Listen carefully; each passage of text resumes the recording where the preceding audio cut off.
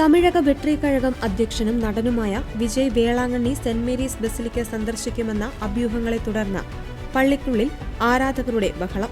ശനിയാഴ്ച പുലർച്ചെ 5 മണിയോടെയാണ് സംഭവം. അൾത്താരയ്ക്ക് മുന്നിൽ തടിച്ചുകൂടിയ ആരാധകർ മുദ്രാവാക്യം വിളിച്ചത് പള്ളിക്കുള്ളിലെ പ്രാർത്ഥനാ ചടങ്ങുകളെ ബാധിച്ചു.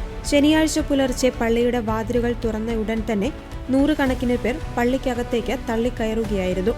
അൾത്താരയ്ക്ക് മുന്നിൽ സജ്ജമായി നിന്ന ഇവർ TVK എന്ന ഉറക്കെ മുദ്രാവാക്യം വിളിക്കുകയുമായിരുന്നു. ആരാധകരുടെ മുദ്രാവാക്യം വിളിയും ബഹളവും കാരണം വിശുദ്ധ കുർബാനയർപ്പിക്കുവാൻ വൈകി.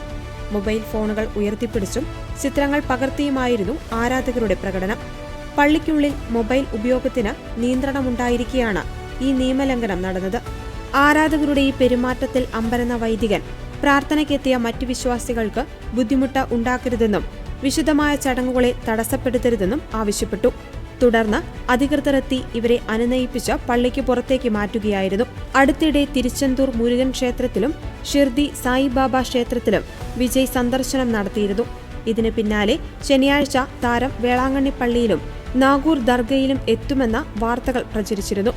ഇത് വിശ്വസിച്ച് വെള്ളിയാഴ്ച രാത്രി മുതൽ തന്നെ വലിയൊരു ജനക്കൂട്ടം സ്ഥലത്ത് തടിച്ചുകൂടിയിരുന്നു. എന്നാൽ വിജയ് വേളാങ്കണ്ണിയിൽ എത്തില്ലെന്ന് പിന്നീട് ഔദ്യോഗികമായി സ്ഥിരീകരിച്ചു.